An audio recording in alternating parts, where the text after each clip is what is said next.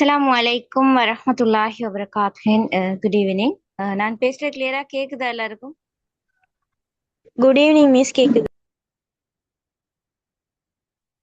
It's okay. இன்னைக்கு நான் ஒரு ஃப்ரீ கிளாஸ் போட்டேன். நிறைய பேரும் கேட்டாங்க இந்த இடவிலக்கப்பட செஷன்ல ஒரு கிளாஸ் ஒன்று செய்யலுமா அப்படின்ட்டு. நான் எல்லாருக்கும் ஜாயின் பண்ண சொல்லியிருந்தேன், இந்த டைமுக்கு ஜாயின் பண்ணுங்க அப்படின்ட்டு. ஜாயின் பண்ணாம நிறைய பேரும் ஏலியா ரெக்கார்ட் போடுவீங்களா, ரெக்கார்ட் தாரீங்களான்னு கேக்குறேன். ஸோ அந்த ஒரு டைம் ஒன்று கிளாஸ் போட்டா அந்த டைமுக்கு நீங்க ஜாயின் பண்ணி படிச்சாதான் உங்களுக்கு வரக்கூடிய டவுட்டை எல்லாரும் கேட்டுக்கொள்ளும். ஓகே, இப்போ இன்னைக்கு நாங்க இந்த கிளாஸ் ஸ்டார்ட் பண்ணி போவோம். மெயினா உங்களுக்கு இந்த இடவிலக்கப்பட பகுதியில பிராக்டிக்கல் செஷன்ல ஒரு கேள்வி 20 மார்க்ஸுக்கு எப்படியுமே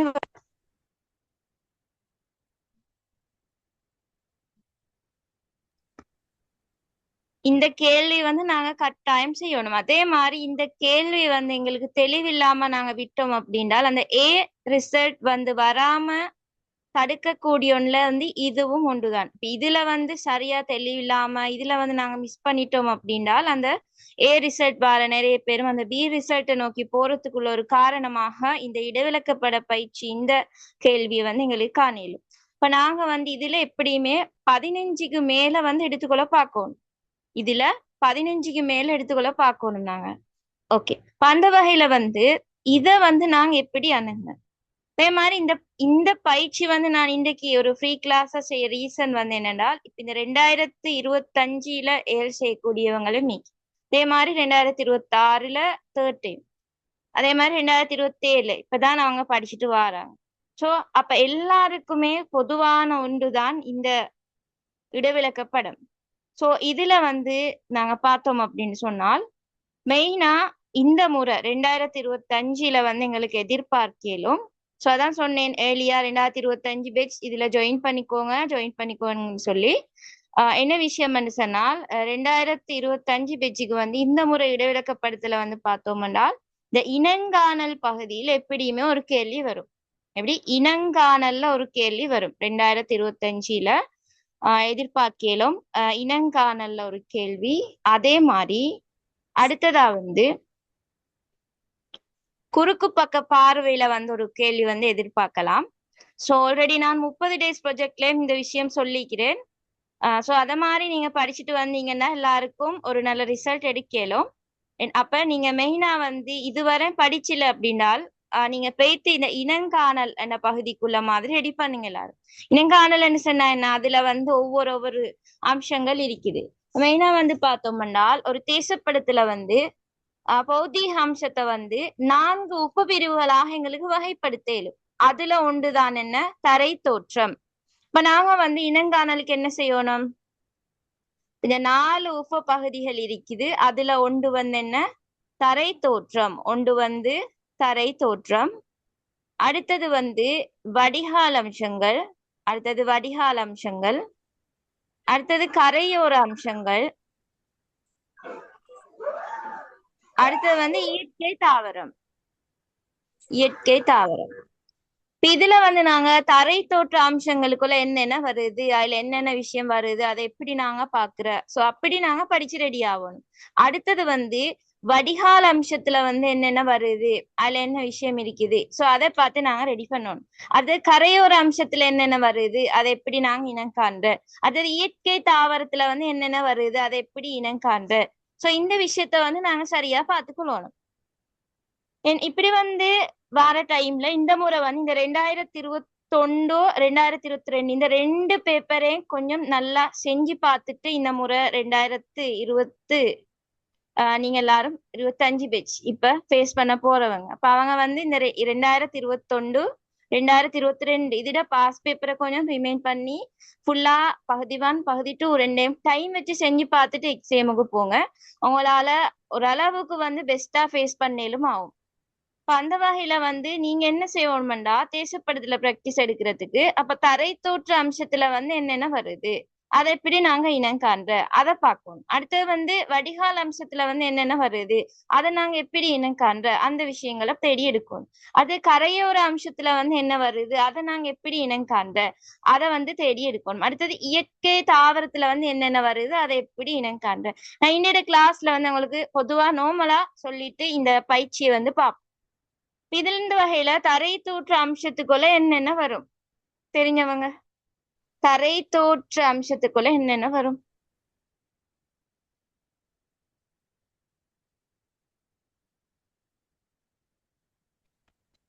எல்லாரும் பேசி இன்ட்ரெஸ்டா படிச்சுட்டு போகணும். தரை தோற்ற உறுப்பு, தரை தோற்ற அம்சம், அதுக்குள்ள என்னென்ன வரும்? சாய்வுகள், பள்ளத்தாக்கு, சுவடு. எஸ். அப்ப ஒரு கேள்வி அவங்களுக்கு இனங்காணல வரையிலும் தரை தோற்ற அம்சங்கள் இந்த படத்துல வந்து உங்களுக்கு இனங்காணக்கூடிய தரை தோற்ற அம்சமோ தரை தோற்ற உறுப்பு என்னன்னு சொல்லி நாங்க இவ்விடத்துல வந்து இந்த கேள்வி பார்க்கப்பட இவ்விடத்துல நாங்க உங்களுக்கு கொமனா படிச்சு தர. சோ இதுதான் மெயின் இவ்விடத்துல. இப்ப அந்த விஷயங்களை பார்த்துட்டு நாங்க இந்த பயிற்சி வந்து போவோம்.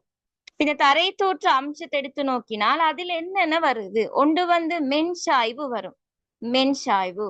அடுத்தது வந்து குவிவு சாய்வு. அடுத்தது வந்து தொடரலை நிலம், சமவெளி.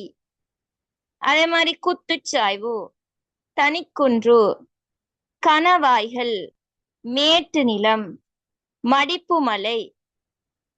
இந்த மடிப்பு நிலம் என்று சொல்லக்கூடிய அந்த மடிப்பு மலை இதோடு சேர்ந்து வரக்கூடிய இடம். அடுத்தது குழிவு சாய்வு, கூம்பு குன்று, பள்ளத்தாக்கு, சுவடு. இதெல்லாமே தரை தோற்ற அம்சத்துக்குள்ள வரும். அதே மாதிரி வடிகால் வடிவம் எடுத்து நோக்கினால் அதுல என்ன வருது அப்படின்னா ஆரை வடிகால் வரும். அதே மாதிரி மரநிகர் வடிகால் வரும். அடுத்தது கங்கண வடிகால் வரும். அதே மாதிரி அலியடைப்பு வடிகால் வரும். இதுதான் இந்த வடிகால் வடிவத்துக்குள்ள வாரது.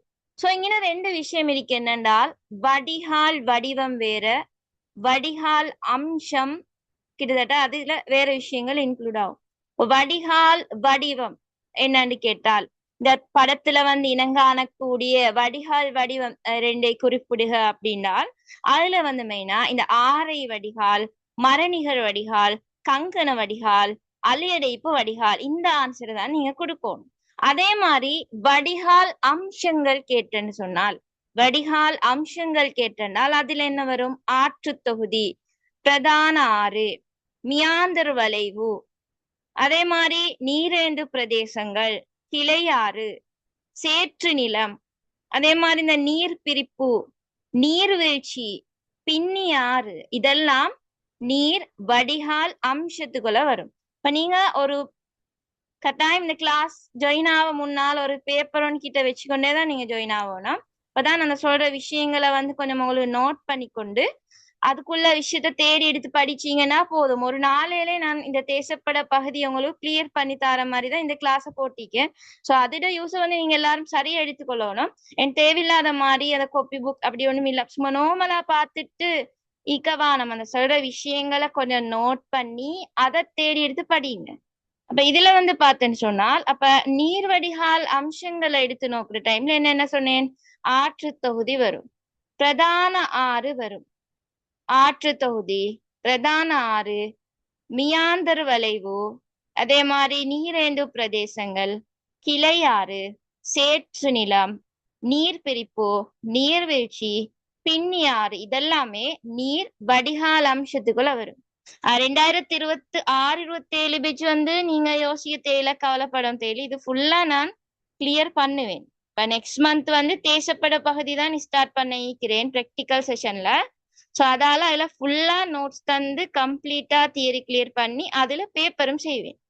ஸோ அப்போ உங்களுக்கு அவடத்துல அதை கிளியர் பண்ணி கொள்ளையிலும். இது மெயினா நான் 2025 பேஜுக்கு ஷோர்ட்டா சொல்லிட்டு போறேன். இது வரைக்கும் ஒரு தெளிவு இல்லாதவங்களுக்கு வந்து அதுல ஒரு யூஸ் வந்து இருக்கும். ஓகே. அப்ப இந்த வடிகால் வடிவம் வேற, இந்த வடிகால் அம்சத்துக்குள்ள இப்ப நான் சொன்ன மாதிரி ஆற்று தொகுதி, பிரதான ஆறு, மியாந்தர் வளைவு, அதே மாதிரி நீரேந்து பிரதேசம், கிளையாறு, சேற்று நிலம், நீர்பிரிப்பு, நீர்வீழ்ச்சி, பின்னியாறு இதெல்லாம் நீர் வடிகால் அம்சத்துக்குள்ள வரும். உங்களுக்கு வந்து இனங்காணல்ல நீர் வடிகால் அம்சங்கள் அப்படின்னு கேட்டா நீங்க உங்களுக்கு தந்திக்க இடவிலக்கப்படத்தை வச்சு நல்லா அவதானிக்கணும். அவதானிச்சு அதுல ஆற்று தொகுதிக்குதா, ஒரு மியாந்தர் வலை ஒண்ணு பெய்திக்குதா, நீரேந்து பிரதேசங்களை காணப்படுற மாதிரி இருக்குதா, கிளை ஆறு இருக்குதா, சேற்று நிலம் இருக்குதா, அந்த விஷயத்த வந்து நீங்க சரியா நோட் பண்ணி ஆன்சர் கொடுத்தீங்கன்னா ஓகே. அதே மாதிரி இந்த இடவிலக்கப்படத்துல வந்து இனங்காணல வந்து கரையோர அம்சங்கள் கேட்பாங்க. இப்ப இனங்காணல வந்து கரையோர அம்சங்கள் கேட்கலாம். இப்ப கரையோர அம்சத்துக்குள்ள வந்து என்னென்ன வரும்? கலப்பு வரும், கலப்பு. அதே மாதிரி குடா, அடுத்தது களிமுகம், அடுத்தது வந்து தீவுகள், அதே மாதிரி முனை, மணற்றடை, இதெல்லாமே கரையோர அம்சத்துக்குள்ள வரும். அப்ப உங்களுக்கு இனங்காணல் பகுதியில இந்த இடவிலக்கப்படத்தில் இருக்கக்கூடிய கரையோர அம்சங்கள் என்ன அப்படின்னு சொல்லி கேள்வி வந்திருந்தால் அதுல வந்து நீங்க என்ன கலப்பு இகுதான்னு தேடணும். களிமுகமா காணத்துக்கு இகுதா அப்படின்னு தேடிடும். குடா, அதே மாதிரி தீவு, முனை, அதே போல மணற்றடை. சோ இந்த விஷயங்கள் தான் கரையோர அம்சத்துக்குள்ள வரும். அதே மாதிரி இனங்காணல் பகுதியில இன்னொரு கேள்வித்தான் வாருது, இந்த இயற்கை தாவரம். அப்ப இயற்கை தாவரம் கேட்டால் அதுல என்னென்ன வரும்? இயற்கை தாவரத்துக்குள்ள வந்து காடுகள் வரும், அதே போல புல்நிலங்கள் வரும். இயற்கை தாவரம் கேட்டால் முதலாவது இனங்காணல் பகுதியில வரையலும் இயற்கை தாவரம் அப்படின்னு சொல்லி. அந்த இயற்கை தாவரம் கேட்டால் அதுல என்னென்ன இன்க்ளூட் ஆகும்? காடுகள், புல்நிலங்கள், பற்றை காடுகள், கண்டல் தாவரம், முட்புதர்கள், சதுப்பு நிலம். சோ இந்த விஷயங்கள் எல்லாம் அதுல வரும். ஓகே, அப்ப அந்த வகையில நாங்க நார்மலா இந்த தரை தோற்ற அம்சங்கள் எடுத்து பார்த்தோம் அப்படின்னால் இது வந்து எப்படி இருக்குமென்றால் தரை தோற்றம் வந்து எப்படி இடைவிலக்கப்படுதல காட்டப்பட்டீங்கன்னால் சம உயர கோடுகளை கொண்டுதான் இந்த தரை தோற்றம் வந்து காட்டப்பட்டிருக்கும். சம உயர கோடுகளால கபில நிறம். அதே மாதிரி சம உயர கோடு அப்படின்னு சொன்னா என்ன? அதாவது ஒரு பிரதேசத்திட சமமான உயரங்களை அளந்து சமனான உயரமுடைய இடங்களை வந்து இணைச்சி வரையப்படக்கூடிய கோடு தான் என்ன? சம உயர கோடு. இந்த சம உயர கோட்ல வந்து பார்த்தோம்னால் உங்களுக்கு தரக்கூடிய படத்துல வந்து நீங்க ஃபெஸ்டோட அவதானிக்கணும் 20 மீட்டர் போட்டிக்காங்களா அல்லது 100 மீட்டர் போட்டிக்காங்களா அப்படின்னு. இப்ப 20 மீட்டர் போட்ட அப்படின்னு சொன்னால் அந்த ஒவ்வொரு சமவீர கோடுகளுக்கும் 20, 40, 60, 80 அப்படிதான் பேத்திக்கும். அந்த உங்களுக்கு தரப்படக்கூடிய இடவிலக்கப்படத்துல வந்து அந்த சமவீர கோட்டை இடைவெளி 100 அப்படின்னு தரப்பட்டிருந்தேன்னு சொன்னால் 100, 200, 300, 400 அந்த அடிப்படையில தான் பேத்திருக்கும். அப்ப அதை கொஞ்சம் சரியா நோட் பண்ணிக்கோங்க. அதே மாதிரி இந்த சமவீர கோட்டை இடைவெளிகளை கொண்டுதான் இந்த சமவெளிகள் கிரப்பட்டி, அதே மாதிரி மலைத்தொடர்கள், பள்ளத்தாக்குகள், சுவடுகள், சாய்வாய்கள், அதெல்லாம் இந்த சாய்வுகள் இதெல்லாமே இந்த நில உருவங்கள் இதெல்லாத்தையும் அடையாளம் காண்றதுக்கு இந்த தரை தோற்றம் தான் உதவுது. இந்த தரை தோற்றம் மாதிரி தான் மெயினா அந்த தரை தோற்றத்தை கீறதுக்கு வந்து என்ன சமவீர கோடு யூஸ் ஆகுது. இப்ப அந்த சமவீர கோடை வச்சுதான் அந்த சமவீர கோட்டு இடைவெளிகளை கொண்டுதான் இந்த சமவெளிகளையும் கீறாங்க, மலைத்தொடர், அது மாதிரி பள்ளத்தாக்கு, சுவடு, சாய்வு இதெல்லாம் கீறப்படுது. அந்த வகையில இந்த தரை தோற்ற உறுப்புகளை வந்து நாங்க அடையாளம் காண்றதுல வந்து பார்த்தோம்னால் தாழ் நிலத்தை நீங்க எப்படி இனம் காண்ற சொன்னோமெல்லாம் நாங்க எல்லாத்தையும் கொஞ்சம் கொஞ்சமா பார்த்துட்டு போவோம். ஒரு தாழ் நிலம் ஒன்றுன்னு நீங்க எப்படி அவர்த்த கண்டுபிடிக்கிறேன்னு சொன்னால் அந்த தாழ் நிலத்துல வந்து அப்படி விலங்கல்ல கொஞ்சம் இந்த மெசேஜ்ல போடாம செட்ல போடாம கொஞ்சம் மைக்க வந்து அன்மிட் பண்ணி பேசினா நல்லமா உங்களோட இந்த டவுட்டை கேட்டுக்கொள்ள. ஓகே, அப்ப இந்த தரை தோற்ற உறுப்புகளை வந்து பாக்குற டைம்ல நாங்க ஃபர்ஸ்ட்டுக்கு தாழ் நிலம் அல்லது சமவெளி ரெண்டு உண்டு. அப்ப இந்த சமவெளி நாங்க எப்படி இனம் காண்றேன்னு சொன்னால் இந்த சமவெளியில வந்து மெயினா சம உயர கோட்டுட கெப் இடைவெளி வந்து அகலமா இருக்கும். கொஞ்சம் இப்படி அகலமா இருக்கும். இப்ப கிட்ட கிட்டக்கு கீறிக்க மாட்டாங்க. அதை கொஞ்சம் நீங்க சரியா பார்க்கணும். ஒரு சமவெளி ஒன்று இனம் காண்றேன்னு சொன்னால் இந்த சமவெளி கோட்டோட நீளம் இப்படி இப்படி கொஞ்சம் கெப் ஒன்று இருக்கும். சமவெளி கோடுகளோட இடைவெளி மிக அகலமாக இருக்கும். அதே மாதிரி நிலத்துல காணப்படக்கூடிய சமதரையை கொண்ட பிரதேசம் ஒன்றுதான் சமவெளி அப்படின்னு சொல்ற. ஆங்காங்கே சில சமவெளி கோடு மட்டும் இருக்கும். உதாரணமாக ஒரு சமவெளி உண்ட கீறுன்னு சொன்னால் இப்படி ஒரு பாக்ஸ்ல எப்படி இருக்குமென்று சொன்னால் இப்படி இங்கே சும்மா நார்மலா இங்கே ஒரு சமவீர கோடு பெய்த்தீகும் 20 மீட்டர் 100 அப்படின்ட்டு அத மாதிரி இங்க கொஞ்சம் நல்லா உயரத்துல மாறி வேற இன்னும் சமவீர கோடுகள் வந்தீகும். நடுவில் இடத்துல இப்படி பெரிய ஒரு கெப் கொண்டு இருக்கு. இப்படியானதுதான் வந்து என்ன சமவெளி. இப்ப அப்படி இருந்தா எங்களுக்கு அது சமவெளி என்று சொல்லி டிசைட் பண்ணிடும். அடுத்தது வந்து தொடரலை நிலம் எப்படி நாங்க இனம் காண்றேன்னு சொன்னால் ஒரு தொடரலை நிலத்தொண்ட நாங்க இனம் காணணும். ஒரு தொடரலை நிலத்தொண்ட நாங்க இனம் காணணும் என்றால் அதுல வந்து மெயினா இலங்கையில எடுத்து நோக்கினா கரையோர பகுதியில வந்து இப்படியான தொடரலை நிலங்கள் இருக்கும். எப்படி தாழ்நில பகுதியில வந்து உயர்ந்தும் தாழ்ந்தும் காணப்படக்கூடிய நிலப்பகுதி தான் என்ன தொடரலை நிலம். இது வந்து அகன்ற இடைவெளிகளை கொண்ட 2 சமவெளி கோடுகளுக்கு இடையில சிறிய உயர் நிலங்களை கொண்டிருக்கும். அப்போ ஒரு தொடர் நிலம் ஒன்றோட படம் எப்படி இருக்குமென்னு சொன்னால்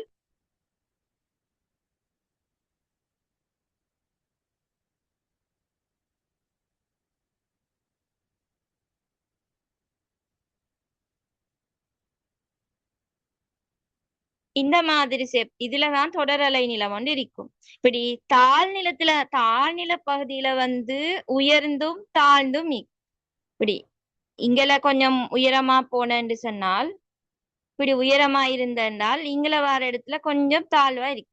அப்படி உயர்ந்தும் தாழ்ந்தும் வந்து காணப்படுற மாதிரி இந்த தொடரலை நிலங்கள் வந்து இருக்கும். தான் தொடரலை நிலம்.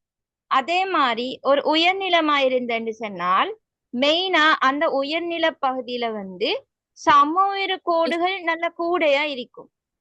ஒரு உயர்நிலம்னு நீங்க எப்படி அவடத்தை இனம் காணுங்க?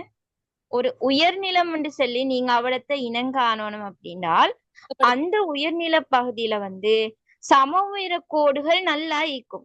சமவெளி கோடுகள் நல்லா இருக்கும். அதோட அந்த இருக்கக்கூடிய சமவெளி கோடுகள் நல்ல நெருக்கமாக இருக்கும். அந்த சமவெளி கோடுகள் வந்து அதிக அளவிலே மீக்கும் நல்ல நெருக்கமாகவும் மீக்கும். அப்படி ஒரு இடத்துல இருக்குதுன்னு சொன்னால் அது எங்களுக்கு உயர்நிலம் என்று சொல்லி டிசைட் பண்ணிடும். அது உயர்நிலம் என்று சொல்லி டிசைட் பண்ணிடும். அதே மாதிரி ஒரு உயர்நிலமா இருந்தா தான் நாங்க வந்து மலைத்தொடர்களுக்கும் மேட்டு நிலங்களுக்கும் சுவடுகளுக்கும் இப்படி நிறைய விஷயங்கள் அவரத்தில் இருக்கும் ஒரு உயர்நிலம் என்றதால. அப்ப எங்களுக்கு வந்து இடைவிலக்கப்படத்துல மெயினா இந்த உயர்நிலம் பார்க்க வேண்டி வரும். அப்ப அது நீங்க உயர்நிலம் என்று சொல்லி உங்களால டிசைட் பண்ணலும் என்றால் அங்கின என்னென்ன இருக்கணும்? மெயினா அந்த சமவெளி கோடு மிச்சமாயிக்கணும். சமவெளி கோடு நல்லா இருக்கும். அத மாதிரி அந்த சமவெளி கோடெல்லாம் நல்லா நெருக்கமாயிக்கும். அதே மாதிரி அங்க வந்து மலைத்தொடர்கள் இருக்கும், மேட்டு நிலம் இருக்கும், சுவடுகள் இருக்கும். இப்படி இதெல்லாம் இருக்குது அப்படின்னால் அவடம் உயர்நிலம் என்று சொல்லி உங்களால குறிப்பிடலும். இதெல்லாம் உயர்நிலமெல்லாம் வந்து அந்த விளக்கு செப்டர் அதுக்கெல்லாம் தேவைப்படும். சோ அதாலதான் இதை ஒரு நிறைய டைம் சொல்றேன். ஒரு உயர்நிலம் எப்படி இருக்கணும் விஷயம் கட்டாயம் இந்த இடையிலக்கப்பட பயிற்சிக்கு தெரிஞ்சிக்க வேண்டிய விஷயம். அடுத்து வந்து வரக்கூடியதான் இந்த பள்ளத்தாக்கும் சுவடும். இந்த பள்ளத்தாக்கையும் சுவடையும் வந்து நிறைய பேரும் மாத்திக்கொள்ற. பள்ளத்தாக்கையும் சுவடையும் வந்து நிறைய பேரும் மாத்திக்கொள்ற. சில பேரு பள்ளத்தாக்குக்கு வந்து சுவடன் ஆன்சரை போட்டு வருவாங்க. சில பேர் வந்து ஷூட்டுக்கு வந்து பள்ளத்தாக்குன்னு சொல்லி ஆன்சரை போட்டு வருவாங்க. இப்படி வந்து வர டைம்ல எப்படி நாங்க இது ரெண்டையும் இனம் காண்ற அப்படின்னால் இந்த படத்துல உங்களுக்கு காணலும்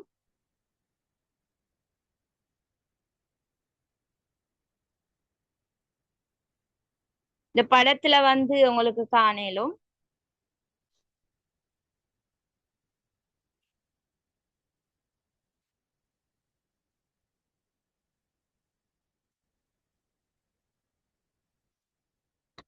ஓகே. இதுல வந்து பாருங்க, ரெண்டு உயர்நிலங்களுக்கு இடையில வந்து எப்படி நதி ஒன்று பாய்ந்து வரக்கூடிய நீளமான பிரதேசம் தான் என்ன? பள்ளத்தாக்கு. இப்ப ரெண்டு உயர்நிலங்களுக்கு இடையில நதி ஒன்று வந்து என்ன பாய்ந்து வருது. இப்படி இது நதி ஒன்று பாய்ந்து வருது அப்படின்னு சொன்ன அதுதான் என்ன? பள்ளத்தாக்கு. யாருடைய மைக் வந்து மியூட் ஆகிருக்குது. ஓகே, அப்ப இதுல வந்து பள்ளத்தாக்கு எப்படி கண்டுபிடிக்கிற? ரெண்டு உயர்நிலங்களுக்கு இடையில நதி ஒன்று பாய்ந்து வரக்கூடிய நீளமான பிரதேசம் தான் என்ன? பள்ளத்தாக்கு. அதே மாதிரி தாழ்நில பகுதியிலயும் அகன்ற தாழ்ந்த பள்ளத்தாக்கு ஈக்குது, இல்லாம இல்ல. இப்ப இந்த சமவெளி கோடுகள் வந்து உயர்நில பகுதியை நோக்கி பரம்பி இருப்பதை கொண்டுதான் நாங்க எப்படி பள்ளத்தாக்க இனங்காண்று. பள்ளத்தாக்கு இனங்காண்று எப்படி? சமவெளி கோடுகள் வந்து உயர்நில பகுதியை நோக்கி. அதுதான் மெயின் பாயிண்ட். சொன்னது கிளியரா? மெயின் பாயிண்ட் அதான். சமவெளி கோடுகள் எல்லாம் வந்து உயர்நில பகுதியை நோக்கி இப்படி இப்படி இப்ப உங்களுக்கு தந்திகிற இடவிலக்கப்படுத்துல உயர்நில பகுதியை நோக்கி சமவெளி கோடு பெய்த்திக்குதா? அப்படி உங்களுக்கு தந்திக்க கூடிய இடவிலக்கப்படுத்துல உயர்நில பகுதியை நோக்கி சமவெளி கோடு பெய்த்திக்கின்றால் அதுதான் பள்ளத்தாக்கு. உயர்நில பகுதி எப்படி இருக்கணும்னு சொல்லி நான் சொல்லி தந்தேன். இங்க ஆன்சர் குயிக்கா. ஒரு உயர்நில பகுதி சம உயர கோடுகள் நல்ல அதிகமாக இருக்கும். அடுத்தது வந்து நெருக்கமாக இருக்கும். அங்க வந்து மலைத்தொடர்கள் மேட்டு நிலங்கள்லாம் காணப்படும். சுவடுகள் மீக்கும். ஓகே, அப்ப மெயினா அப்ப அவடத்துலதான் ஒரு உயர்நில பகுதியில தான் மெயினா பள்ளத்தாக்கு மீக்கு. அப்ப அது பள்ளத்தாக்கு அப்படின்னு சொல்லி நாங்க இனங்காண்ற எப்படி? அந்த சம உயர கோடு எல்லாமே உயர்நில பகுதியை நோக்கி பரம்பிருக்கும். அதான் மெயின் பாயிண்ட். இப்ப அந்த உயர்நில பகுதியை நோக்கி பரம்பிருந்து அப்படின்னு சொன்னால் அது பள்ளத்தாக்கு தான். ஷுவரா எங்களுக்கு சொல்லலும் இது பள்ளத்தாக்கு. ஓகே, அப்ப ஷுவர்ட் என்று சொல்லி எப்படி நீங்க ஷுவர் பண்ணி செல்லு அப்படின்னால் ஒரு உயர்நில பகுதி ஒன்றுல வந்து தாழ்நில பகுதியை நோக்கி சமவெளி கோடு இருந்த அப்படின்னு சொன்னால் அதுதான் ஷுவர்டு. ஒரு உயர்நில பகுதியில தாழ்நிலத்தை நோக்கி இப்படி இப்படி இந்த சைடு தாழ்நிலத்தை நோக்கி சமவெளி கோடு பரம்பிக்குதுன்னு சொன்னால் அதுதான் ஷுவர்டு. கிளியர் ஆகி ரெண்டு விஷயமும். இப்ப போயிட்டு நீங்க நிறைய பேப்பர்ஸ் செஞ்சு பாக்குற டைம்ல ஒரு கிளியர் ஒண்ணு கிடைக்கும் எல்லாருக்கும். இது கிளியரா எல்லாருக்கும்?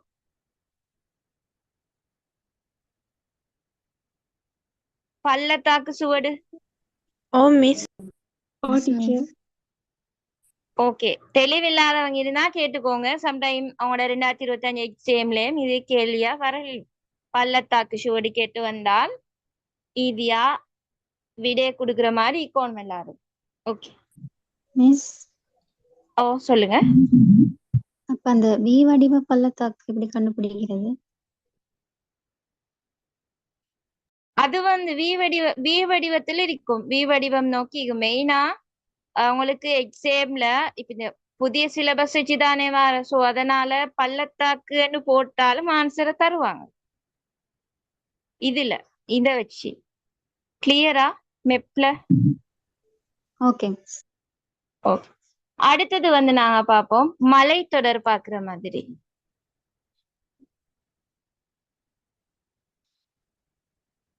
ஒரு மலைத்தொடர் அப்படின்னு சொன்னால் ஒடுக்கமான நீண்ட சம உயர கோட்டை கொண்டு காணப்படக்கூடிய உயர்நிலம் தான் என்ன?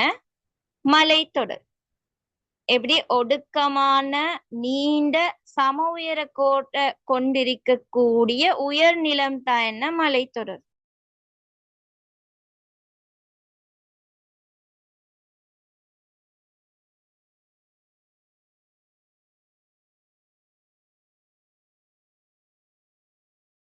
ஓகே, அப்ப இது எப்படின்னு சொன்னால் உயர்நில பகுதியில தான் நீக்கோணம். உயர்நில பகுதியில் இப்படி ஒடுக்கமான நீண்ட மாதிரி இருக்கணும். ஒடுக்கமான நீண்ட இப்படி ஒடுக்கமான நீண்ட சமவெளி கோடுகள் இப்படி இப்படி இருக்குதுன்னு சொன்னால் அதுதான் வந்து என்ன? மலைத்தொடர். ஒடுக்கமான நீண்ட சமுயிர கோட்டை கொண்ட உயர் நிலங்களை தான் என்னன்னு சொல்ற மலைத்தொடர் அப்படின்ட்டு.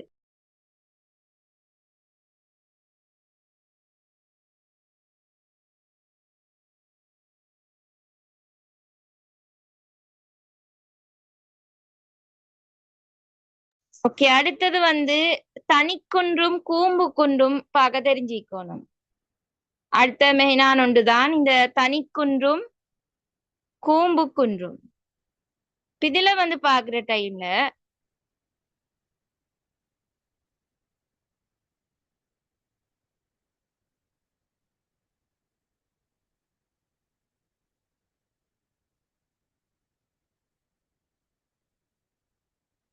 இதுதான் தனிக்குன்று, இது கூம்பு குன்று. எப்படி இது நாங்க இனம் காண்றேன்னு சொன்னால், ஒரு தாழ்நிலத்துல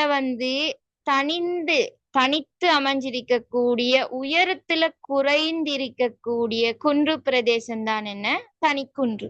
தனிக்குன்று கொஞ்சம் உயரம் இல்லாம இருக்கும். உயரம் இல்லாம ஒரு கொஞ்சம் இப்படி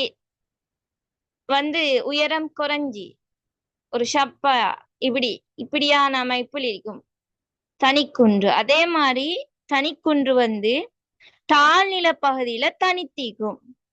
தனிக்குன்று எப்படி நீங்க காண்ற தாழ்நில பகுதியில தனித்திருக்கும். அதே மாதிரி உயரத்துல குறைஞ்சிக்கும்.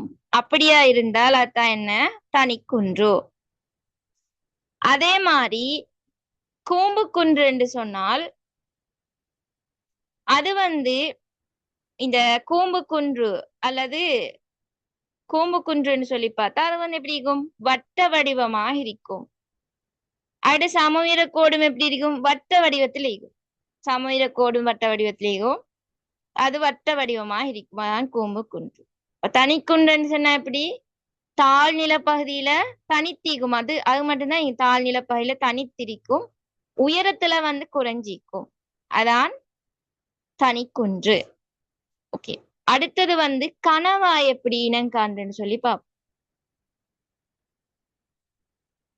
கணவாய் எப்படி இனம் காண்றேன்னு சொன்னால்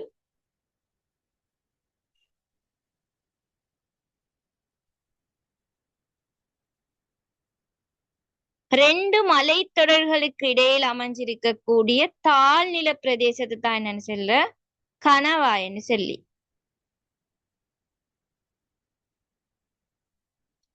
மலைத்தொடரோட உச்சி ரெண்டுக்கும் இடையில அமைஞ்சிருக்கக்கூடிய தாழ் பிரதேசத்தை தான் என்னன்னு சொல்ற கணவாய்ன்னு சொல்லி. கணவாயோட தண்ணி போனா அது நீர் கணவாய் அப்படின்னு சொல்ற. அதே மாதிரி உயர்கணவாய் என்றால் கொஞ்சம் உயர்ந்த பகுதிகள்ல இருந்தால் இப்படி இருந்தேன்னு சொன்னால் அது உயர்கணவாய்ன்னு சொல்ற. சோ மலைப்பாங்கான பிரதேசங்களை ஒரு வீதி ஒன்று அமைக்கிற அப்படின்னு சொன்னால் இந்த கணவாய் தான் யூஸா அமையும். அப்ப உங்களுக்கு ஒரு பகுதியில மனிதண்ட குடியிருப்பு இருக்கிறதுக்குள்ள காரணம் என்ன, மனித குடியிருப்பு பத்தி விளக்கு அந்த மாதிரி வந்துன்னு சொன்னால் ஒரு பகுதியில இந்த கணவாய் எல்லாம் இருந்தா நீங்க அதை வச்சு எப்படி ஆன்சர் கொடுக்குன்னு சொன்னால் அங்கே இப்படி கணவாய் இருக்குது. சோ அதனால அந்த மலைப்பாங்கான இடத்துல வீதி அமைக்கிறதுக்கு இந்த கணவாய் பயனுடையதாக இருக்குது. அந்த கணவாய் இந்த வீதி போட்டு அங்கேயால மக்கள் பெய்த்து அவங்களுக்குள்ள தேவைகளை அவங்க பூர்த்தி செஞ்சு கொள்ளலாம் அப்படின்னு நாங்க விளக்கம் எழுதக்கூடிய மாதிரி இத தெரிஞ்சுக்கணும். அப்ப ஒரு கணவாய் நாங்க எப்படி இனம் காண்றேன்னு சொன்னால் ரெண்டு மலை தொடர்களுக்கு இடையில அமைஞ்சிருக்கக்கூடிய தாழ்நில பிரதேசம் தான் என்ன கணவாய். ஓகே, இது கிளியரா இருக்கும்.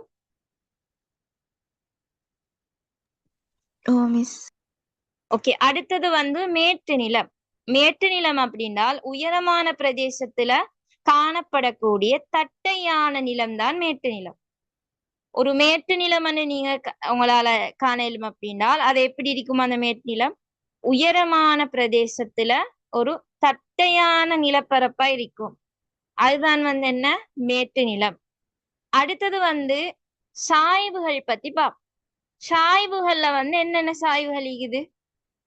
இப்போ இந்த இடைவிலக்கப்படுறதுக்கு நாங்க பிராக்டிஸ் ஆகும் அப்படின்னா ஒரு விஷயத்துல என்னென்ன ஈக்கெண்ணங்களுக்கு தெரிஞ்சுக்கணும். இப்ப நாங்க தரை தோற்ற அம்சங்கள் பத்தி பார்த்தோம். அடுத்ததா இப்ப சாய்வுகள் பத்தி பார்ப்போம். ஒரு சாய்வு எடுத்தா அந்த சாய்வுகள் என்னென்ன சாய்வு இருக்குது? ஒன்று மென் சாய்வி, வேற குத்துச்சாய்வு. குத்துச்சாய்வு, குழிவுச்சாய்வு, குவிவுச்சாய்வு. குத்துச்சாய் வீக்குது, அதே மாதிரி குழிவுச்சாய் வீக்குது. எல்லாம் இனங்காண்டத்துக்கு வரதான் குழிவுச்சாய் வீக்குது. அதே மாதிரி குவிவுச்சாய் வீக்குது, சரிவுச்சாய் வீக்குது.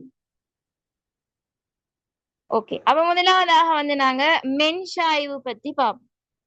மென்சாய்வுன்னு நாங்க எப்படி இனங்காண்ட, அதாவது சம உயர கோடுகள் ஒவ்வொன்றுமே சமதூர இடைவெளியை கொண்டிருந்தால் அதுதான் மென்சாய்வு. ஒரு சமூக கோட்டுக்கும் இடையில அதெல்லாம் ஒரே மாதிரி இருக்கு. சமதூர இடைவெளியில் இருந்தால் அதுதான் என்ன? மென்சாய்வு.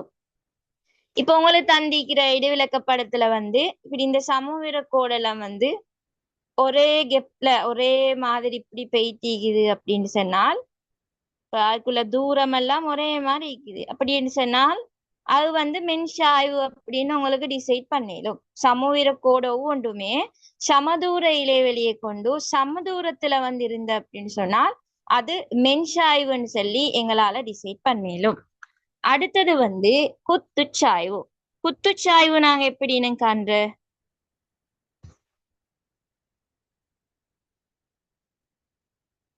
ஒரு குத்துச்சாய்வுன்னு நாங்க இனம் கண்டால், அதாவது சமவீர கோடு ஒவ்வொன்றுமே நெருக்கமாக நல்ல நெருக்கமாக இருக்குது.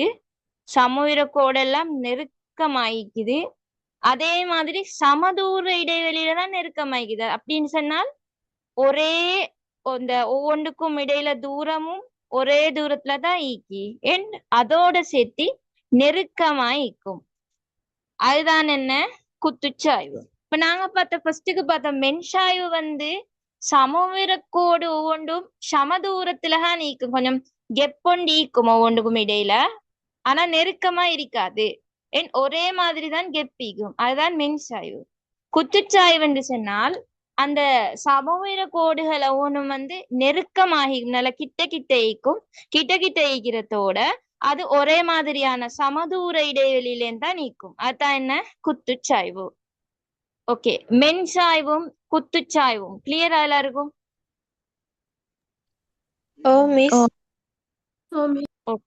அடுத்து வந்து இன்னொன்று தான் என்ன, இந்த குழி உச்சாய்வும் குழி உச்சாய்வும். இதுவும் எல்லாருமே மாத்திக்கொள்ளக்கூடியதான். இந்த குழி உச்சாய்வும்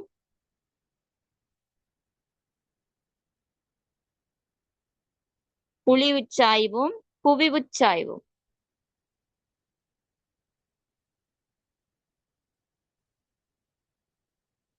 குழிவுச்சாய்வும் குவிவுச்சாய்வும். ஓகே, இப்ப நாங்க ஃபர்ஸ்ட் ஸ்டெப்பா குழிவுச்சாய்வு பார்ப்போம். குழிவுச்சாய்வு எப்படின்னு சொன்னால், இப்ப நீங்க இதுல வந்து மாத்தி படும் உங்களுக்கு ரெண்டையும் பாடமாக்க போனா, அதால வந்து நீங்க இந்த குழிவுச்சாய்வும் குவிவுச்சாய்வும் பார்க்கறதுக்கு சரி ஒன்றை யாஃபத்துல வைங்க.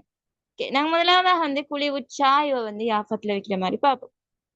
அப்ப ஒரு குழிவுச்சாய்வு என்று சொன்னால் எப்படி இருக்கும் அதோட படம்? இப்படி ஒரு பாக்ஸ் ரெண்டு எடுத்து அதுல படத்தை வந்து பாக்குற டைம்ல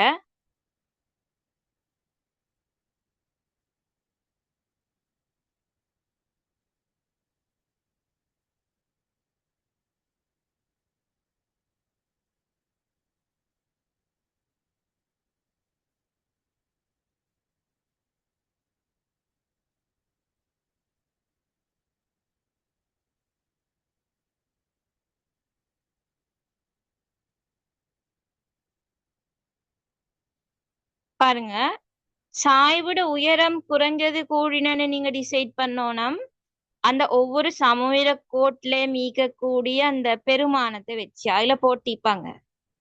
இவ்விடத்துல இந்த சமவீர கோட்ல நான் போட்டிக்கு இது 40, இது 60 ஈக்குதுங்கன்னு சும்மா நார்மலா பார்ப்போம்.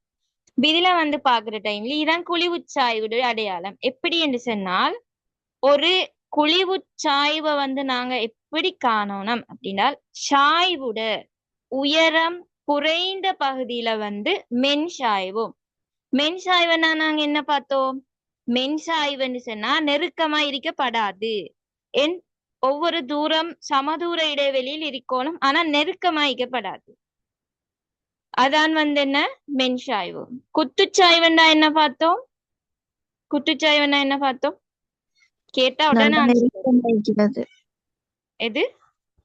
மலைத்தொடர்கள் நெருக்கம் வைக்கிறது. எஸ், நெருக்கமாயிருக்கோணும் என் சமதூர இடைவெளியிலும் இருக்கணும். அதான் குத்துச்சாய்வு. அப்ப இந்த குத்துச்சாய்வும் மென்சாய்வையும் வச்சு கொண்டுதான் நாங்க இந்த குழிவுச்சாய்வுக்கும் குவிவுச்சாய்வுக்கும் விட எழுதணும். இப்ப குழிவுச்சாய்வு என்று சொன்னால் சாய்வுட உயரம் குறைந்த பகுதியில மென்சாய்வா இருக்கணும், சாய்வுட உயரம் கூடிய பகுதியில எப்படி குத்துச்சாய்வா இருக்கணும். பாருங்க, இவ்விடத்துல 10, 20ன்னு தான் நான் இங்க இத வந்து போட்டிக்கிறேன். இந்த கோட்டுக்கு வந்து பெறுமதி 10, 20ன்னு போட்டிக்கிறேன். இங்க முன்னுக்கு இருக்கிறதுகளுக்கு வந்து இந்த நெருக்கமா இருக்கக்கூடிய குத்துச்சாய்வுக்கு போட்டிக்கிறேன் 40, 60 என்று தான் அதுக்குள்ள இந்த இத பெறுமதி போட்டிக்கிறேன். இப்ப உங்களுக்கு பார்க்கலும் எவ்விடம் சாய்வு குறைந்த பகுதி, எது சாய்வு கூடிய பகுதி? இதுல உயரம் கூடிய பகுதி எது, உயரம் குறைந்த பகுதி எது? 10, 20 சாய்வு குறைந்த பகுதி, 40, 60 கூடிய பகுதி. சாய்வு கூடிய பகுதி. ஓகே, கிளியர் தானே? அப்ப உங்களுக்கு தந்த படத்துல வச்சு நீங்க அப்படிதான் கண்டுபிடிக்கணும். அப்ப சாய்வுட உயரம் குறைந்த பகுதியில வந்து மென் சாய்வாகவும், சாய்விட உயரம் கூடிய பகுதியில குத்துச்சாய்வாகவும் இருந்தால் அதுதான் என்ன? குழிவுச்சாய்வு. இப்ப குவிவுச்சாய்வு எப்படி வரும்? அதுக்கு மாத்தமா வரும். எப்படி வரும்? குழிவுச்சாய்வு என்று சொன்னால் சாய்வுட உயரம் குறைந்த பகுதியில மென்சாய்வு, கூடிய பகுதியில வந்து குத்துச்சாய்வு. அதான் என்ன? குழிவுச்சாய்வு. குவிவுச்சாய்வுண்டா என்னப்ப? அதுக்கு மாத்தமா வரும். எப்படி? சாய்வுட உயரம். சொல்லுங்க. சாயுட உயரம் குறைந்த பகுதி வந்து குத்துச்சாய்வாகவும், சாயுட உயரம் கூடிய பகுதி வந்து இது மென் சாய்வாகவும் காணப்படும். Yes, very good. யார் இது? அன்சஃபா, நீ இன்றைக்கு தானே படிக்கிறது? ஓ டீச்சர், நான் ஃபர்ஸ்ட் டைம் இந்த இதை மட்டும் நீங்க சொன்னதை வச்சு சொன்னேன். S, very good. ஓகே, இவ்வளவுதான். இதுதான் ஈக்குவல தியரி. இதை வச்சு கொண்டு ஒவ்வொன்ற பாடமாக பேசி மத்த விஷயங்களோட குழப்பிக்கொள்ள வேணும். ஒன்ற பாடமாக குழிவுச்சாய்வு. ஓகே, இப்ப குழிவுச்சாய்வுக்கு பாடம் என்றால் அதை மாத்தி குழிவுச்சாய்வுக்கு விட எழுதணும். இப்ப குழிவுச்சாய்வுன்னு சொன்னால் அந்த சாய்விட உயரம் குறைந்த பகுதியில மென்சாய்வும், உயரம் கூடிய பகுதியில குத்துச்சாய்வும் இருக்கும். குவிவுச்சாய்வுன்னு சொன்னால் அதுக்கு மாத்தமா வரும். இது சாய்வுட உயரம் குறைந்த பகுதியில வந்து குத்தாகவும், உயரம் கூடிய பகுதியில மென்சாய்வாகவும் இருந்தால் அதான் என்ன? குவிவுச்சாய்வு.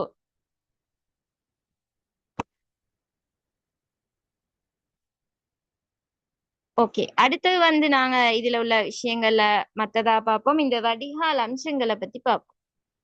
இப்ப வடிகால் அம்சங்கள்ல நான் சொன்னேன் ஆற்று தொகுதி வரும். வடிகால் அம்சம் இனங்கான எப்படியும் வாரதான் எக்ஸாமுக்கு. சோ அதால சரியா நோட் பண்ணிக்கோங்க. வடிகால் அம்சம்ல வந்து பார்த்தோம் என்றால் ஆற்று தொகுதி வரும். அப்ப ஆற்று தொகுதி வந்து நீங்க எப்படி இனங்காண்றேன்னு சொன்னால் இந்த ஆறு மற்றும் அதனோட இணையக்கூடிய கிளை ஆறுகள், சிற்றாறுகள் அதெல்லாம் வந்து போற எல்லாம் சேர்ந்திக்க செல்லதான் அது ஆற்று தொகுதின்னு சொல்ற. இது வந்து மலை நாட்டுல உற்பத்தியாகி கடலோட தான் கலக்குது. சோ ஆற்று தொகுதி என்றால் நீங்க அந்த எல்லாம் சேர்ந்து வர மாதிரி ஒன்று கண்டீங்க அப்படின்னு சொன்னால் என்றால் இந்த மாதிரி ஷேப்ல உங்களுக்கு தந்திக்கிற இடவிலக்க படத்துல இருந்துச்சு அப்படின்னால் அது ஆற்று தொகுதின்னு சொல்லி உங்களால டிசைட் பண்ணலுமா இருக்கணும். இதுல வந்து தலையருவி, கிளை அருவி, பிரதான ஆறு எல்லாமே.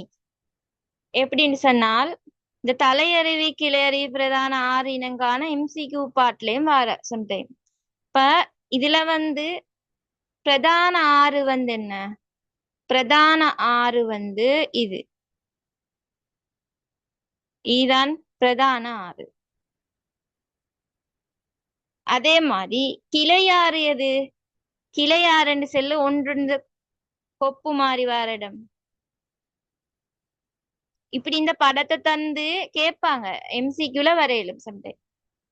இப்ப இந்த கொப்பு மாறி வார இடத்தை தான் சொல்லி என்னண்டு இந்த பெரிசா ஒன்று தோண்டி போறதுக்குள்ள பெரிய இந்த கொப்பிக்கு அவடம் தான் என்ன கிளை ஆறு.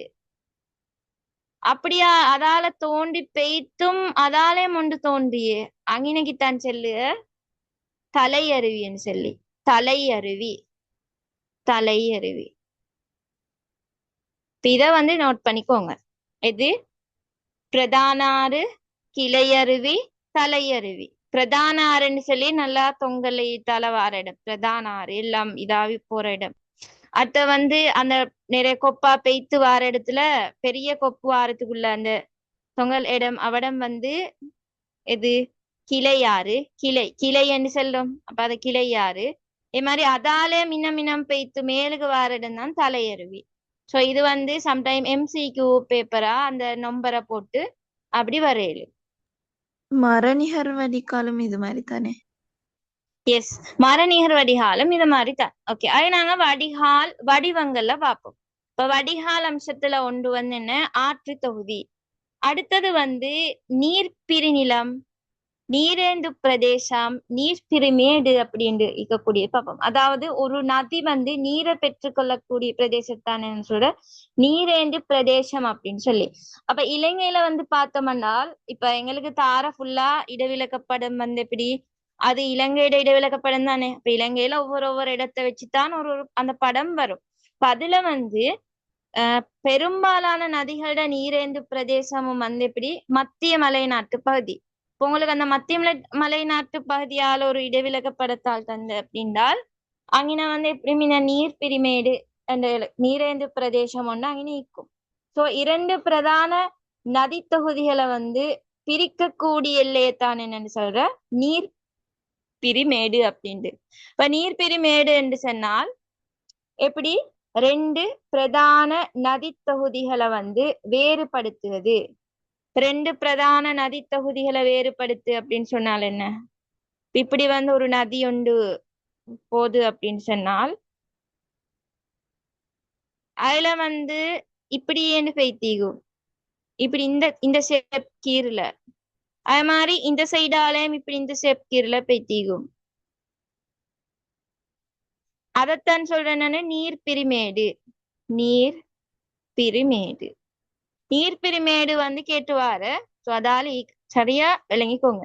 நீர் பிரிமேடு கிளியரா எல்லாருக்கும்? ஓ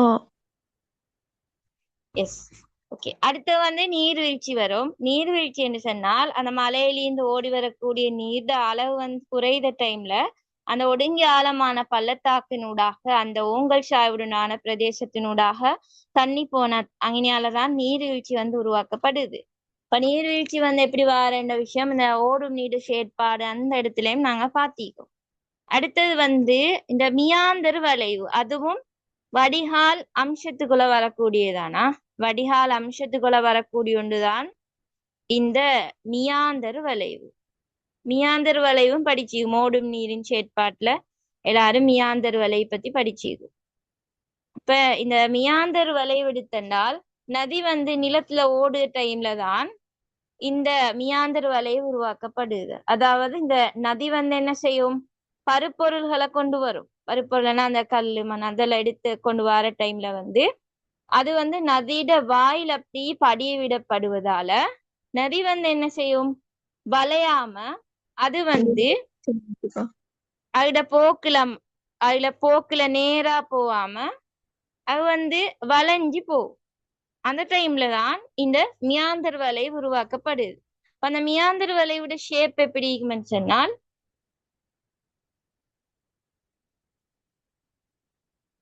இந்த மாதிரியான ஷேப்ல வரும். இது வந்து வெளிவிடப்படுகிறது, இது உள்வடைவிடப்படுகிறது. இப்படித்தான் பதிவு செய்யப்படுறது எங்களுக்கு காணேன். இப்ப நேரா போகாம வளைஞ்சி போகும்.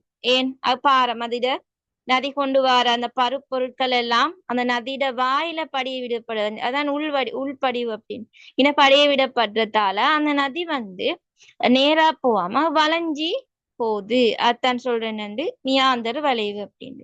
அடுத்து வந்து சதுப்பு நிலம் எப்படி இனம் காண்றேன்னு சொன்னால் இது வந்து எப்படி என்றால் நதிகளை அண்டிருக்கக்கூடிய ஒரு பகுதி தான். அதாவது நதிகளோட உயரமான போக்கு தடைப்பட்டாதான் இந்த சதுப்பு நிலங்கள் உருவாக்கப்படுது.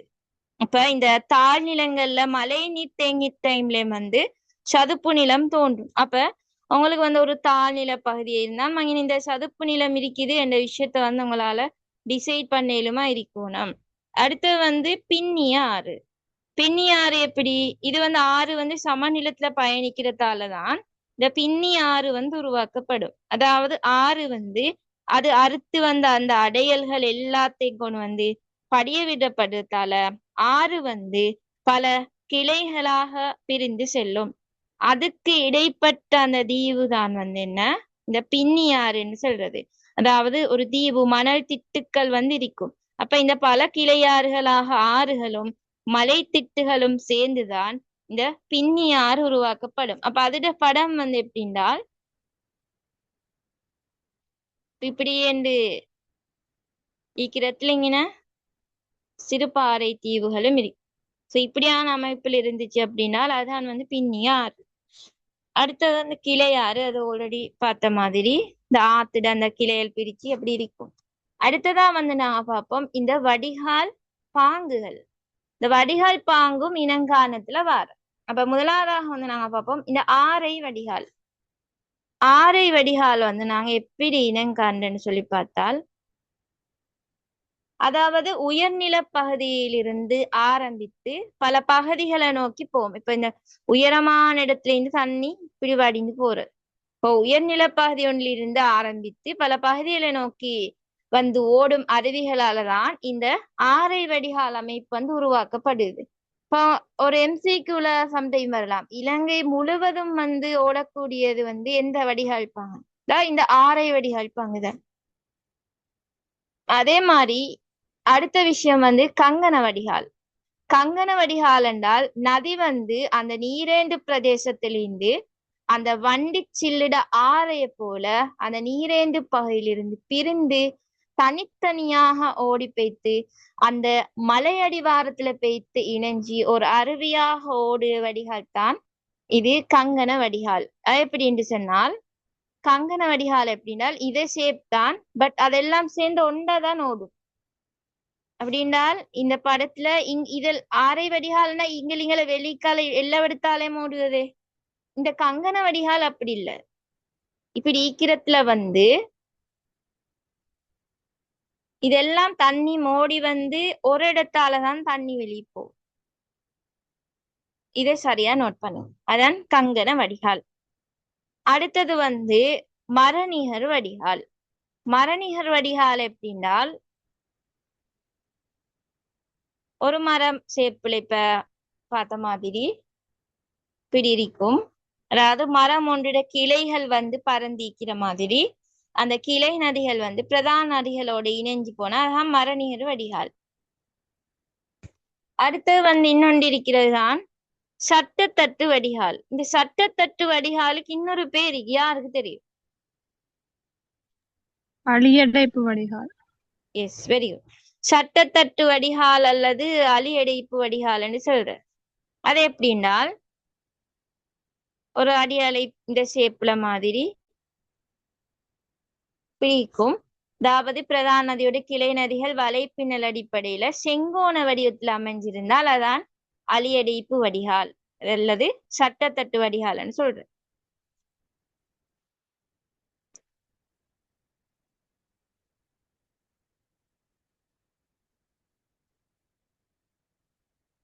ஓகே, அடுத்தது வந்து உள்ளதுதான் இந்த கரையோர அம்சங்கள். கரையோர அம்சங்கள். கரையோர அம்சங்களை வந்து பார்த்தோம்னா என்னென்ன வரும்? கரையோர அம்சங்கள்ல கலப்பு, குடா, கலிமுகம், தீவு, முனை. எஸ், கலப்பு, குடா, தீவு, முனை, மணற்றடை, பொங்கு முகம் அதெல்லாம் கரையோர அம்சத்துக்குள்ள வரும். இதுல வந்து இந்த எல்லாரும் மாத்தி கொள்ளக்கூடிய ஒரு விஷயம் இதிலே மீக்கி என்னென்றால் இந்த குடாவும் முனையும். குடாவும் முனையும். குடா என்று சொன்னால் எப்படி? மூன்று பக்கமும் கடலால் சூழப்பட்டு ஒரு பக்கம் நிலத்தால சூழப்பட்ட அகன்ற வாயையும் ஆழமான கடற்பரப்பையும் கொண்ட நிலத்தொகுதிகளுக்குள்ள வந்து ஊடுருவிக்கக்கூடிய நீர்ப்பகுதிதான் குடா. அதாவது நிலப்பகுதிக்குள்ள போறது ஷோட்டா படமைக்குள்ளணும் இந்த குடாவே முனையும். இப்படி ரெண்டையும் நாங்க ஒரு இடத்துல வச்சு பார்ப்போம். குடாவே முனையும்.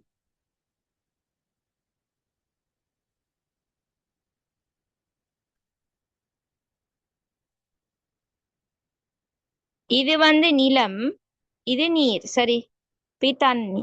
தண்ணியால கொஞ்சம் அப்படி நிலத்துக்குள்ள போனால் எப்படி நிலத்தொகுதிகளுக்குள்ள வந்து நீர் ஊடுருவினால் அதுதான் வந்து குடா. முனை என்று சொன்னால்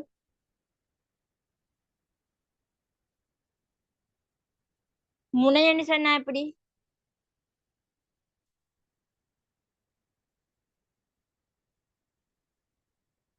மாத்தமா வரும்.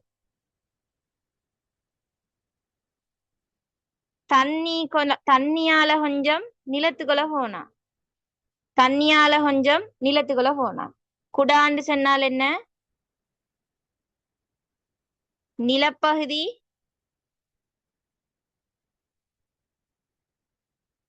எப்படி எங்க ஆன்சர் வரல. குடாவும் முனையும் விளக்கம் யாரு சொல்லு.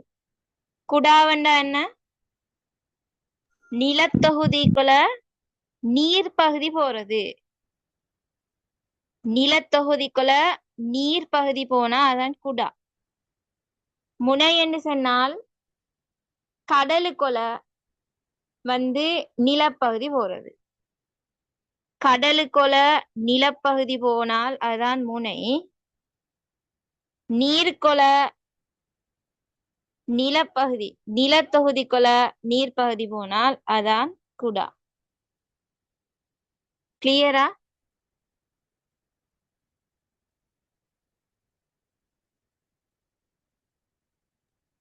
விலங்காடி கேளுங்க.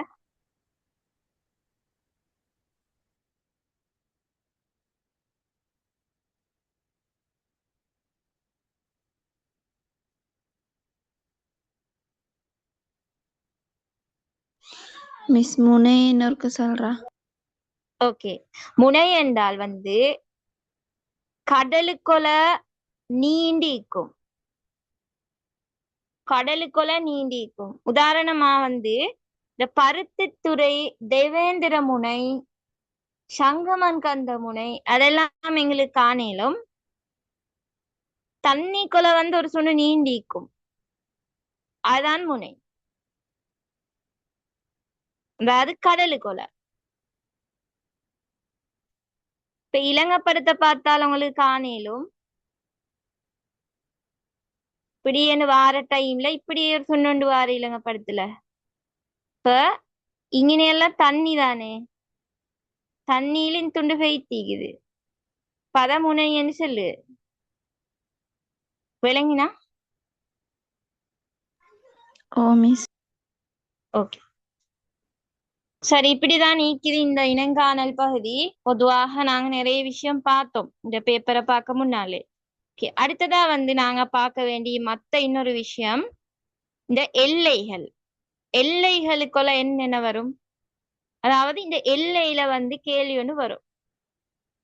அதாவது 2 மார்க்ஸ், 1 மார்க்ஸ் கேள்வியா, இனங்காணலுக்கு முன்னால ஒரு செஸ் கேள்வியா இந்த கேள்வி வர. இந்த படத்துல இருக்கக்கூடிய எல்லை எது எது காட்டப்பட்டீங்கன்னு சொல்லி. அப்ப அதுல வந்து நாங்க மெயினா மாகாண எல்லையை தெரிஞ்சுக்கணும். மாகாண எல்லை, அதே மாதிரி மாவட்ட எல்லையை தெரிஞ்சுக்கணும். இக்கெல்லாம் படம் ஈக்குது. அது சரியா பாத்துக்கொண்டீங்கன்னா ஓகே. இந்த கமெண்ட் குரூப் அந்த சேனல் வாட்ஸ்அப் சேனல்ல வந்து நான் போட்டிக்கேன். ஸோ உங்களுக்கு அதை எடுத்துக்கொள்ளும். மாகாணம், அத மாதிரி மாவட்டம், அடுத்தது பிரதேச செயலக பிரிவு, அதே மாதிரி கிராம சேவக பிரிவு, சரணாலயம், நகரசபை. ஸோ இப்படி எல்லை கேட்டால் எல்லை கேட்டால் இதில் ஒன்றுதான் விடையா கொடுக்கணும். வேற எங்கேயாலும் போறதுகள் ஆன்சரா வராது. சோ இது சரியா நோட் பண்ணிக்கோங்க. எல்லை கேட்டால் மாகாண இல்லையா, மாவட்ட இல்லையா, பிரதேச இல்லையா, பிரதேச செயலக பிரிவா, அது மாதிரி கிராம சேவக பிரிவா. சோ இந்த விஷயத்த வந்து பார்த்து ஆன்சர் கொடுத்தீங்கன்னா ஓகே. அடுத்தது வந்து நீர் வழங்கக்கூடிய, நீரை வந்து பெற்றுக்கொள்ளக்கூடிய இடம் அப்படின்னு பாக்குற டைம்ல குளம், கால்வாய், அணைக்கட்டு இந்த விஷயங்களை பார்க்கணும். அடுத்தது வந்து பயிர் நிலங்கள். பயிர் நிலங்கள் கேட்குவது இப்ப தாவர பரம்பல் வேற, பயிர் நிலம் வேற. அத சரியா பாத்துக்கோங்க. அது மெயினான பாயிண்ட். கேள்விக்கு வரக்கூடிய மெயினான ஒரு பாயிண்ட் தான். தாவர பரம்பல் கேட்டால் அதுல என்ன கொடுக்கணும்ன்றது வந்து வேற விஷயம். பயிர் நிலங்கள் கேட்டால் அதுல கொடுக்க வேண்டிய விடயம் வேறு. தாவர பரம்பல் கேட்டால் அதுல என்னென்ன வரும்?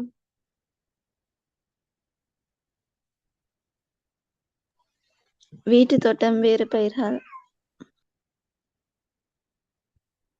தாவர பரம்பல்னு கேட்டாலா? இல்ல, பயிர் நிலத்துலதான் வரும். அதான் காடுகள் சொன்னேன். ஓ, தாவர பரம்பல்னு கேட்டா காடு வரும், புதற்காடு. பச்சை காடு வரும், புதர் காடு வரும். இது எல்லாரும் பிழை விடக்கூடிய ஒன்றுதான். சோ இப்படி டிஃபரெண்ட் படுத்தி நாங்க பாத்துக்கொள்ளணும். புதற்காடு இதில் தான் தாவர பரம்புல வர. பயிர் நிலமணி கேட்டாதான் என்ன? நெல்,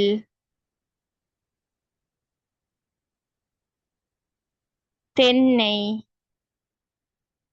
அதே மாதிரி இயற்கை தாவர பரம்பலன்னு கேட்டால் என்ன வரும்? இயற்கையா ஈக்கிறது இயற்கை தாவர பரம்பல், காடு, பற்றைகள், அந்த விஷயங்கள். பயிர் நிலம் என்றால் அது வந்து மனிதனால செய்யப்பட்டது. மானிடன். இப்ப மானிட அபிவிருத்தியில வந்து பார்த்த டைம்ல மனிதன் வந்து அங்கே இருக்கான் அப்படின்னால் அவனால இந்த பயிர் நிலம் இது செய்யப்படுது அப்படின்னு எங்களுக்கு விளக்கத்தை எழுதிட்டு போயிடும். இந்த விளக்கம் கேட்க டைம்ல இந்த பயிர் நிலங்கள் எடுக்க பாக்குற மனிதனாலதான். அப்ப அதுல நெல் வரும், தென்னை வரும், தேயிலை வரும், ரப்பர் வரும், வீட்டு தோட்ட பயிற்சிகை வரும், வேறு பயிர்கள் வரும். சோ இந்த விஷயங்கள் எல்லாம் அதுலதான் வரும். கிளியரா எல்லாருக்கும்? ஓ மிஸ். ஓகே. அடுத்தது வந்து போக்குவரத்து மற்றும் அதனோடு தொடர்புடைய அம்சங்கள். அதுல என்ன மெயினா? போக்குவரத்துல கேள்விக்கு வரும். கேள்வி வர டைம்ல அதுல வந்து பிரதான வீதி வந்து எங்களுக்கு பார்க்க தெரிஞ்சுக்கணும். பிரதான வீதி வந்து எப்படி பாக்கு? பிரதான வீதி என்ன கலர்ல இருக்கும்? சிவப்பு ரெட் நிறம். கலர்ல பிடிக்கும். ஏ தர பிரதான வீதி, பி தர வீதி அப்படின்னு இருக்கும். அப்ப போக்குவரத்து என்று எடுக்கிற டைம்ல, போக்குவரத்தோட தொடர்புடைய அம்சங்கள் என்று எடுக்கிற டைம்ல பிரதான வீதி எங்களுக்கு தெரிஞ்சுக்கணும். அதே மாதிரி சிறு வீதி தெரிஞ்சுக்கணும். சிறு வீதி என்ன கலர்ல இருக்கும்? மஞ்சள் கலர். எஸ், மஞ்சள் கலர்ல இருக்கணும். சிறு வீதி மஞ்சள் கலர்ல இருக்கும். ஓகே. அதே மாதிரி ஒற்றையடி பாதை வந்து தெரிஞ்சுக்கணும். ஒற்றையடி பாதை எப்படி இருக்கும்? இப்படி. புள்ளிக்கோடு. இப்படித்தான் நீங்க ஒற்றையடி பாதை. அத மாதிரி சுரங்க வழி பாதை, குடை வழி பாதை, அதுகள் இந்த மாதிரி இப்படி ஷேப்புகள்ல அந்த குறை வழி பாதை அதுகளை தெரிஞ்சிருக்கணும். பாலம், மதகு. சோ இந்த விஷயங்கள் அடுத்ததா வரும். இப்ப மெயினா இந்த மூணும் வச்சு தெரிஞ்சிருந்தா ஓகே. எங்களுக்கு இந்த விளக்கம் எழுதுற டைம்ல இந்த விஷயத்த சரியா நோட் பண்ணிக்கோங்க. இந்த பிரதான வீதி, ஒற்றையடி பாதை, சிறு வீதி, இந்த விஷயங்கள். அடுத்ததா வந்து புகையிரத வீதி தொடர்பானதுகளும் தெரிஞ்சு வச்சுக்கணும். இந்த பாலம் எப்படி, இரட்ட பாதை, சுரங்க வழிப்பாதை, புகையிரத நிலையம், அப்படியான விடயங்கள். அதே மாதிரி இந்த குடியிருப்புகள் வந்து தெரிஞ்சுக்கணும். இதே மாதிரி அரசுல வந்து பொது கட்டடங்கள் தெரிஞ்சுக்கணும். பொது கட்டடங்கள்னு கேட்டா அதுக்குள்ள என்ன வரும்? கேக்கு இதும் பொது கட்டடங்கள்னு கேட்டா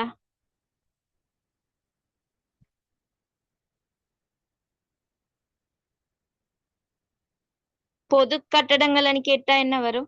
ஹாஸ்பிட்டல், ஸ்கூல்ஸ், அதெல்லாம். வைத்தியசாலை, பாடசாலை, அந்த வணக்க ஸ்தல இடங்கள், அதே மாதிரி போஸ்ட் ஆபீஸ், போலீஸ் நிலையம், போலீஸ் நிலையம்.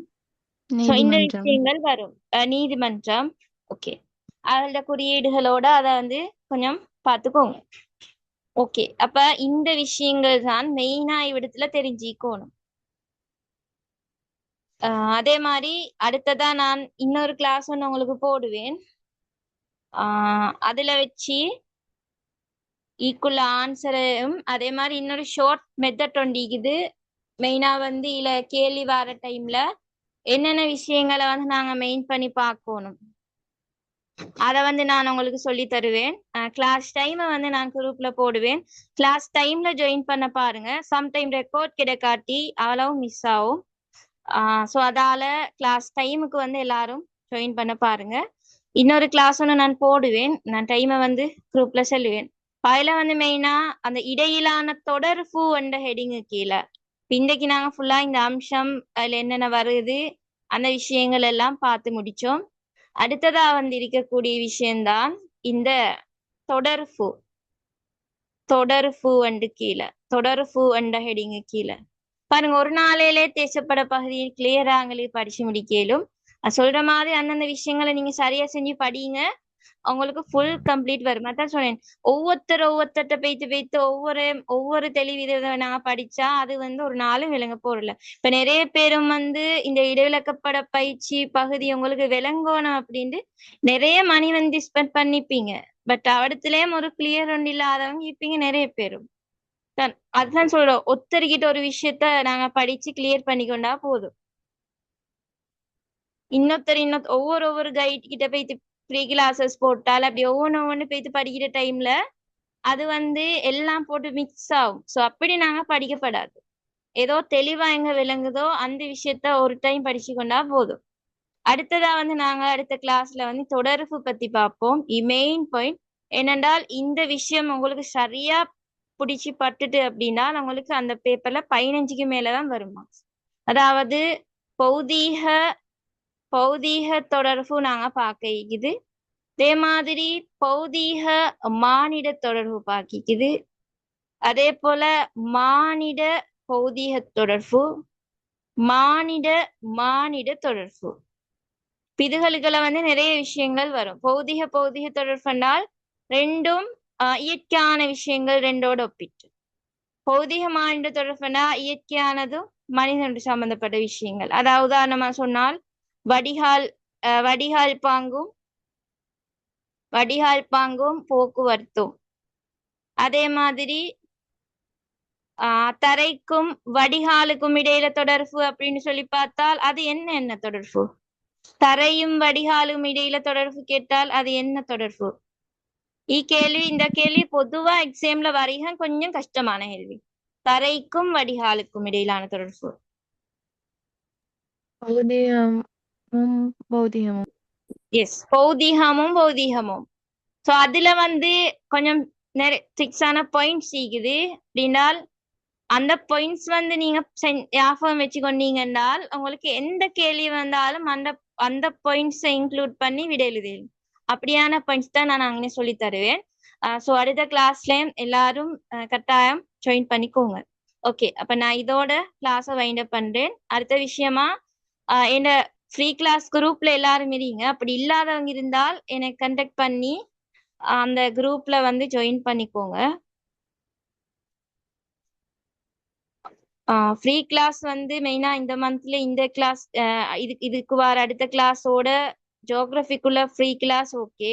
என் தமிழ் ஃப்ரீ கிளாஸ் தான் அடுத்ததா 2 போடுவேன்.